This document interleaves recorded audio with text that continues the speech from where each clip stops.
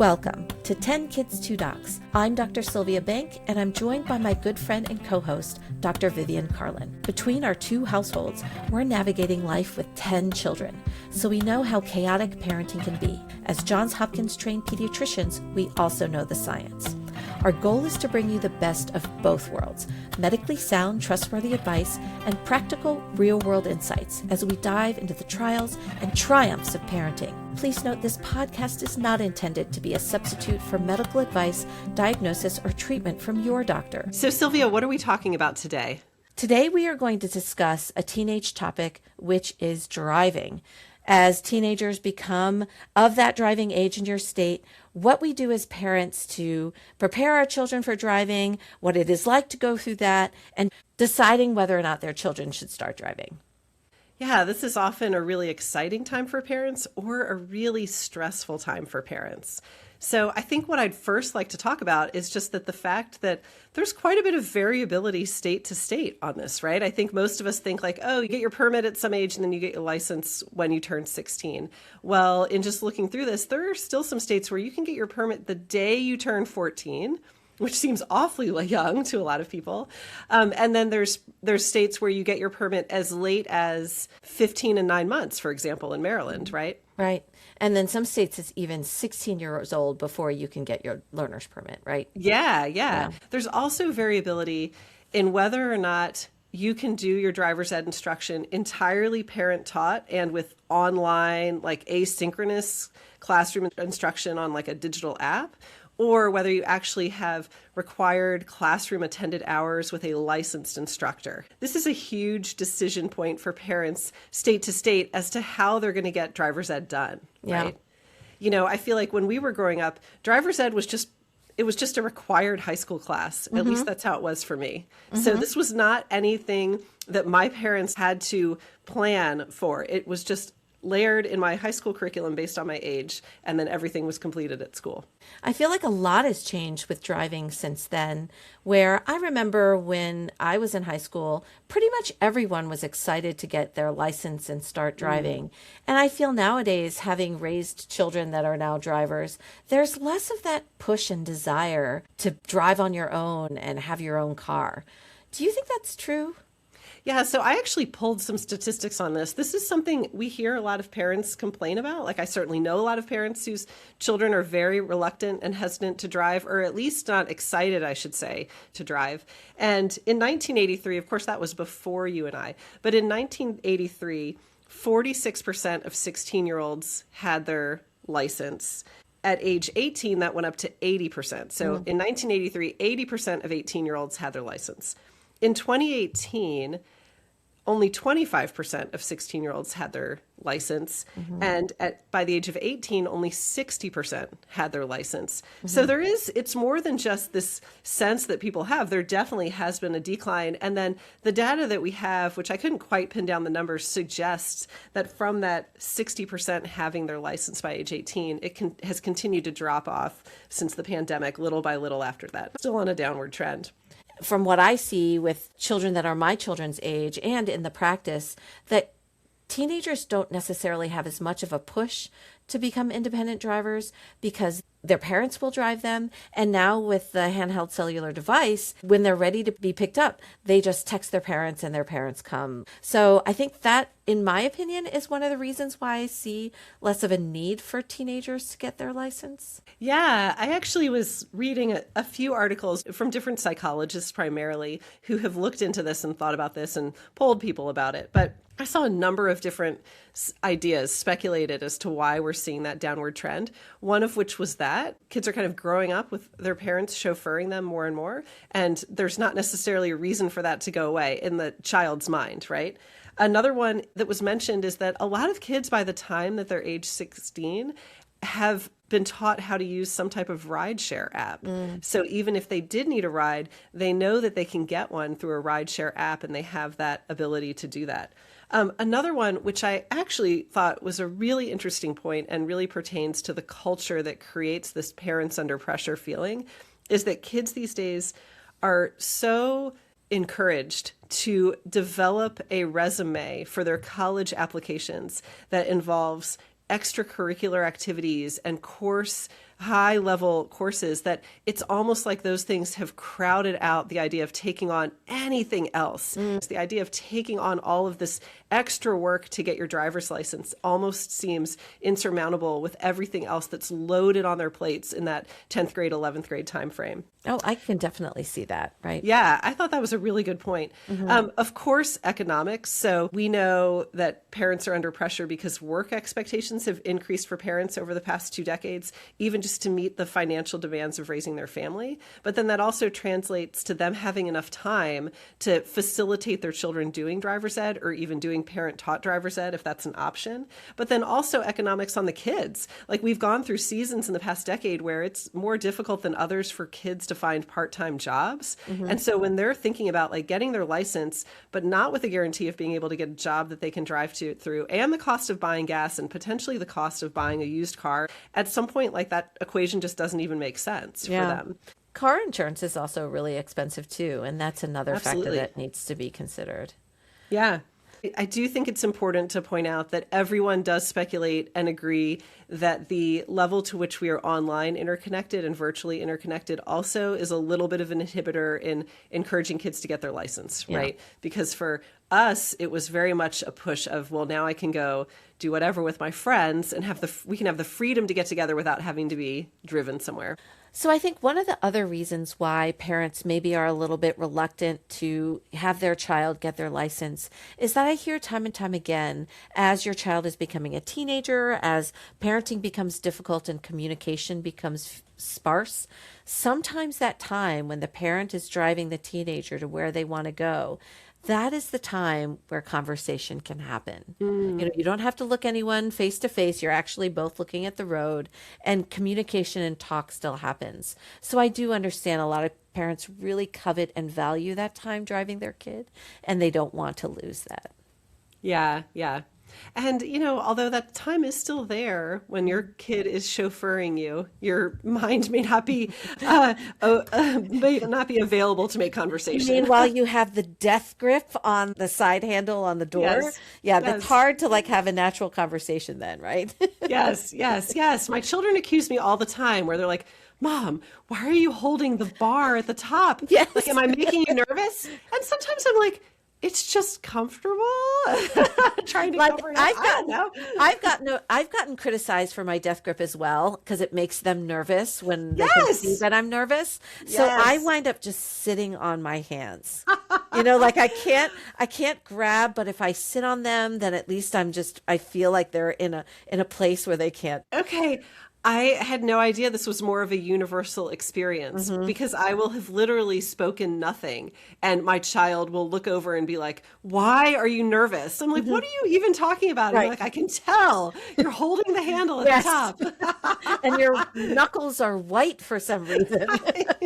Right. It's this skill of having to keep a calm voice while you're giving instruction, like I will say, I had one of my drivers that kind of drove too far to the right because they were afraid of the middle line.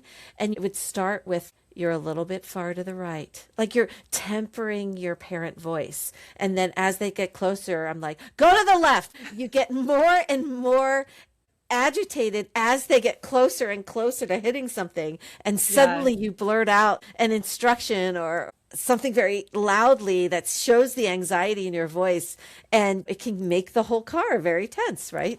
Yeah. I mean, I think for me, the hardest part is always that first time up on the highway. Ooh, yeah. And I have to work up to that where I really feel confident. And then I have to plan it for a time that I really think it's going to be empty. So if that's at night, I'm happy for that to happen at night because instead of bright daylight, I want no cars, no incident with another car. Right. Oh my gosh. It's still, that's months of still white knuckling it every time. You look like you have post-traumatic stress syndrome just talking about it. Gosh. Yeah. The highway. Oh, the highway. So. Yes. And I think it's slowly change lanes, look over your shoulder at your blind spot. It's this narrative that you have to give to your child when they're driving, but you have to be very calm about it. Yeah. And then when they sense tension in your voice, it's usually because they're about to get into an accident. Right? Yes. Yeah. And, I've also planned my highway highway driving, and then all of a sudden I'm like, oh my gosh, they started doing construction in this spot. Yes. And then we're hitting like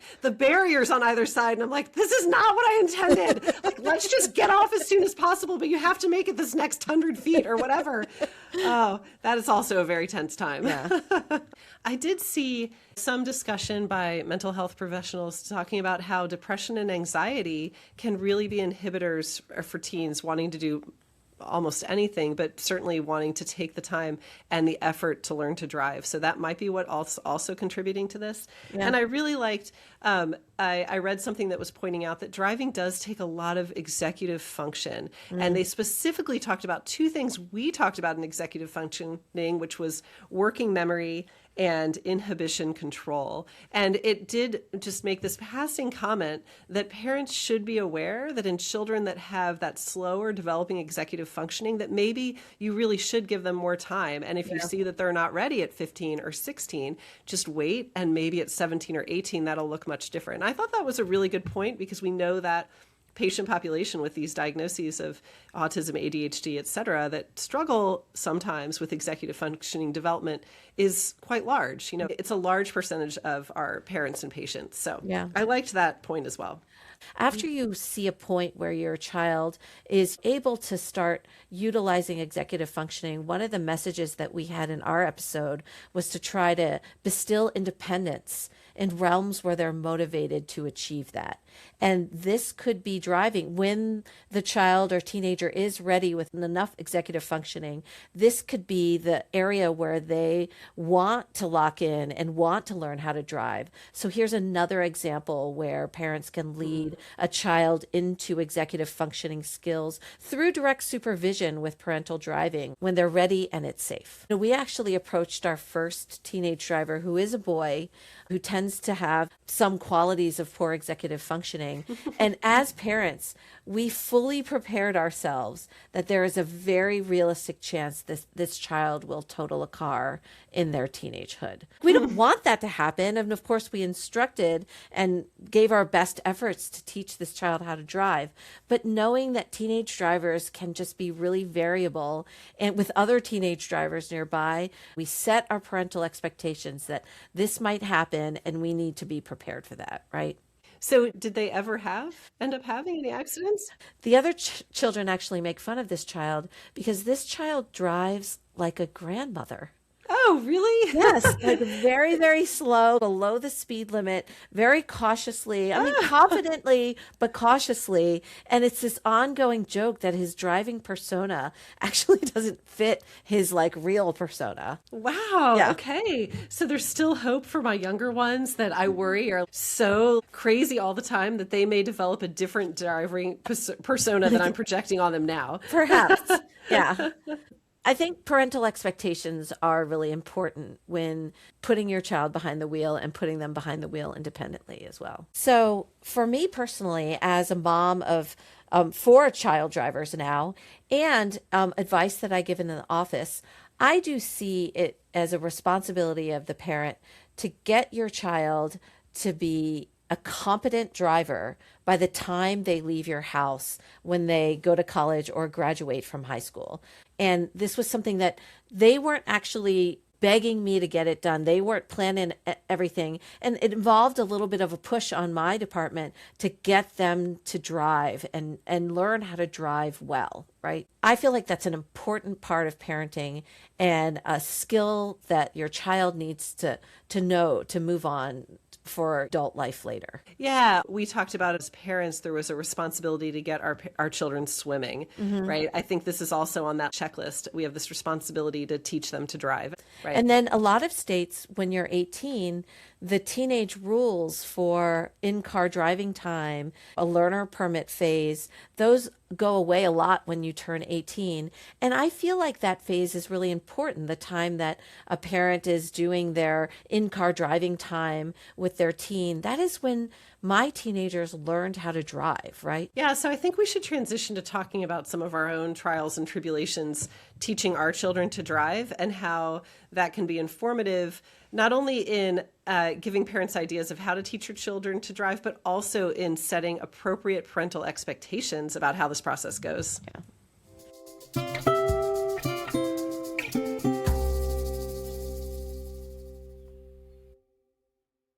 it's all good and well to talk about the good reasons why teenagers should start driving. But practically speaking, as a parent, sitting next to a new driver in your vehicle, usually at the beginning, that can be a terrifying experience, right?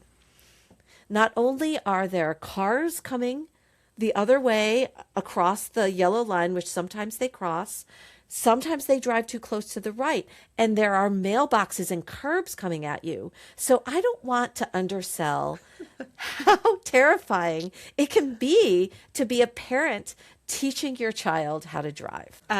Here in Texas, we have the option of doing entirely parent taught driver's ed. Like the parent does all of the hours required of driving instruction. And so I think this is a debate that frequently comes up amongst parents is, am I going to do that? Can I do that? Can I do that with this child? Right. Right. And this is like they have to weigh like their own personality, their child's personality. Like, am I willing and able to do this? Yeah, and it can be terrifying for some. In our family, my husband really has a hard time being the passenger with a teenage driver driving. He is made so uncomfortable by that I wind up doing pretty much the majority, if not all, of the in-car driving instruction for my children. Wow, that's impressive. So you've done 4 children. Yes. It's down to a science. I know the timing. I know the routes. I know how I take them to learn different things. But that being said, even though my husband has a lot of fear, what he does that is also very helpful is that he will drive the kids to our local high school parking lot on a Sunday when no one's there and it's empty. And he will give them instructions in the parking lot that involve parking and pulling into a space. Some of our drivers' test instruction involves an in-course 3-point turn and certain tasks of backing into a space. And he reviews all of these skills with our children in the safety of a environment that's slow speed and no other cars are there. Right? I think I like this. This is great troubleshooting and working together with your individual strengths on how to get through this process of driver's ed with your child. Right. I have always been the primary instructor for my children as well, although I've only got 3 that I've gotten through. But I do have to always pre-state to my husband, look, you are going to have to give me a lot of grace because when I am riding with you in the car, I cannot turn it off and on. And I find myself saying things to him like, you should be turning on your blinker. So you kind of driver's ed instruction mom mode and you can't turn it off. Or like, 3 seconds between cars going at 60 miles per hour is a really good idea.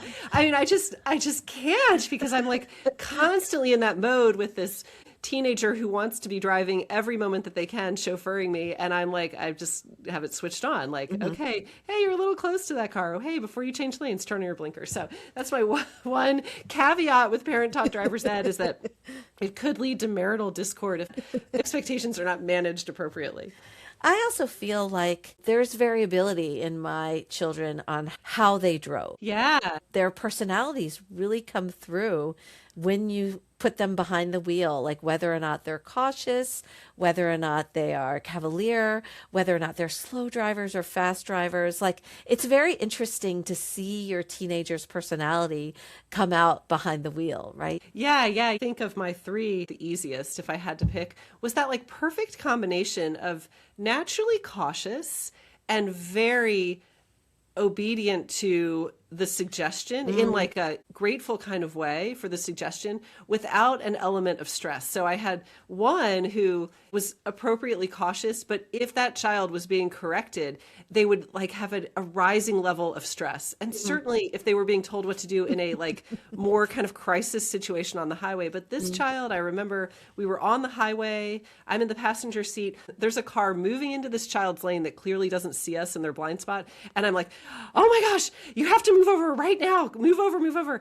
And it's like as if I just like melodically lulled her into that. She just like moved the car over and kept going. And I'm like, oh, wow, like you did exactly what I said and you didn't even react. You were just so calm and cool the whole way. So that one in my mind holds the easiest teachable driver so far. I also feel like when someone isn't showing a lot of natural skill or is having some difficulty with the initial driving, sometimes parents will say, oh, they're not ready. We're going to put this on hold. But in my opinion, depending on how unsafe they are, if they are safe, safe enough, my advice is often that that child actually needs more practice, right? They don't have the natural skill and they need more driving time and more time behind the wheel to develop those skills. So it's a little bit counterintuitive. And of course, it's even more terrifying to the parent. But if you can tolerate it and if it's safe enough, more driving time, get this child behind the wheel more so they can practice and learn more, right? I will say, I do think like when your children are learning to drive, there are some funny things that come out. And I have always kept a running list of what I call quotable kid quotes, like things that my kids have said over the years that I put down in our quote book and then I put their age at it. And I have had one of my children above the age of 16 call us and say, I just noticed that one of the blinkers is out. Do you think it needs more blinker fluid? It's kind of like when that child, who's independently driving calls you from the gas station and is like, wait a second, do I do like premium or diesel or, right. I'm like, we've done this many, many times together, but now that you're on your own, you're questioning your, your memory. I will say the other benefit of having a large family, which I still love, is that I have made all of my high schoolers at some point take my passenger van to the high school and park it in the parking lot, purely because that was the car that was available. But I feel like in a day and age where there can be a lot of pride in like who has this like nice SUV or whatever, or F-150 truck where we are, you should have the humility to show up in a decade-old passenger van as a 17-year-old. Yes. So hopefully in today's episode, we've kind of outlined the importance and the obligation almost that parents should feel to get your child to driver competency, and also highlighting how that's not an easy task. Being in the passenger seat behind a new driver and keeping down your own anxiety of how that can be very terrifying. Yeah, that cannot be understated. Yeah. Okay, well, I still have 3 more to go. I mean, I am only at the halfway point. I have a lot of driving instruction coming up on my plate. This is 10 Kids, 2 Docs. I'm Dr. Sylvia Bank. And I'm Dr. Vivian Carlin. We'll see you next time. See you next time. Thank you for listening to 10 Kids, 2 Docs, hosted and created by Sylvia Bank and Vivian Carlin. If you enjoyed this episode, please subscribe and recommend our podcast to other listeners. Visit our website at 10kids2docs.com, where you can find links to social media and leave comments or suggestions. Back next week with more topics in parenting.